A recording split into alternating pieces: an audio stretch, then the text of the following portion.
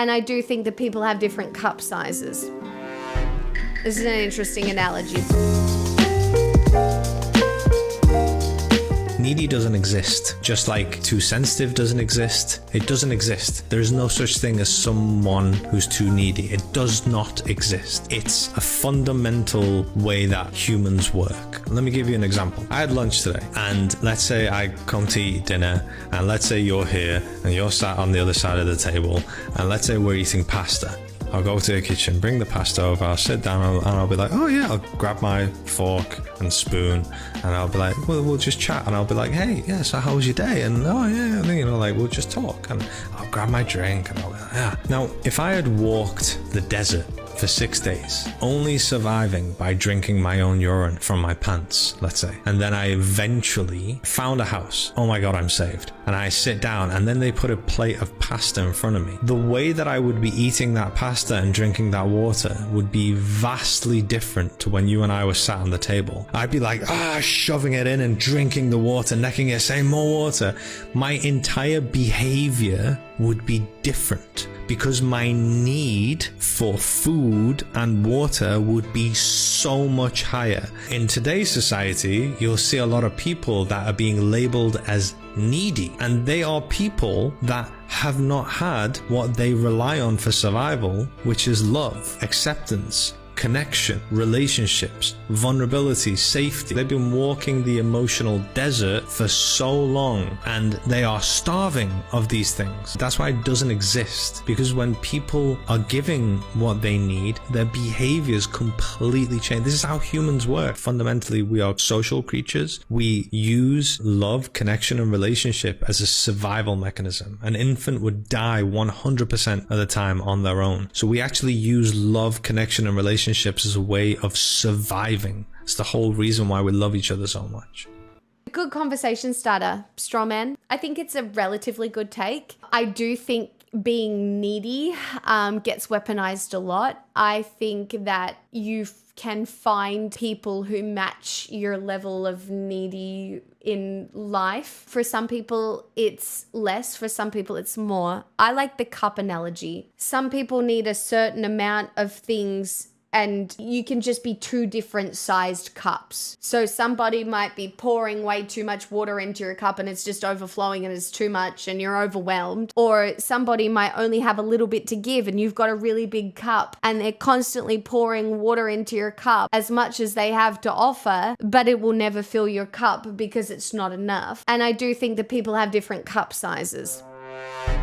This is an interesting analogy, but you kind of get it, right? And it's just people can have different amounts of what they require. I do think what he said is really true. When you have been lacking something your entire life, or you felt like you've never been given the opportunity to experience something, your need for that can almost become all-encompassing, overwhelming, so that when you go looking for it, you are no longer looking for it out of a place of, like, it's not a rational place that you are looking for it from. You're looking for it from a place of desperation. And for a lot of people who have had the privilege of maybe experiencing some of those things in the past, that can be incredibly jarring. That being said, I do think sometimes people who go looking for these things go looking in the wrong places. It can be a survival mechanism, but I think it's a survival mechanism gone wrong, Trier, in a lot of cases. It's kind of like when your nervous system goes into overdrive and instead of fulfilling the role that it's supposed to, you get a panic attack, right? So instead of your nervous system activating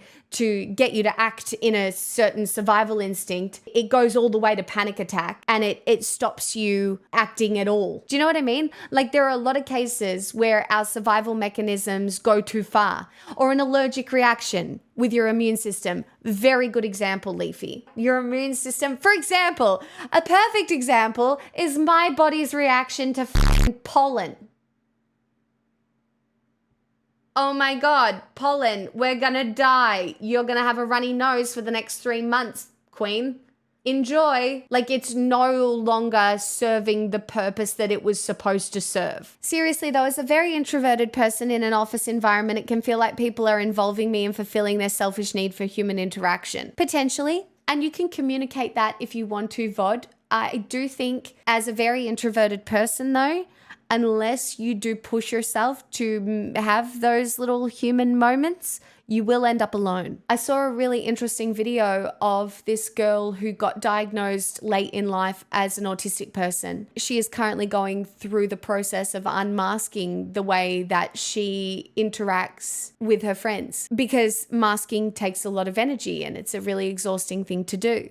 She realized that going through that process of unmasking, she's found herself alone. She was basically describing how she just wants to be liked for who she is and not having to pretend. So VOD, as a very introverted person, you find ways of interacting with humans that is more comfortable for you. For example, in this environment is enough for some people. This environment is enough stimulation without the pressure of being perceived. Some people need more. Some people need less. Some people go looking for, maybe you need to find weirder friends. Yeah, in practice, it's not necessarily possible to communicate it though. There's just choices you can make in your life to reduce those sorts of interactions if that is something that you want. I think part of where it goes wrong is that the needy person will often feel entitled to the things they've gone without, and that can lead to an abusive relationship dynamic. I agree. Occasionally, it can be weaponized. There are people whose cups get filled by supporting needy people. That's very much a thing that exists, and needy people can weaponize that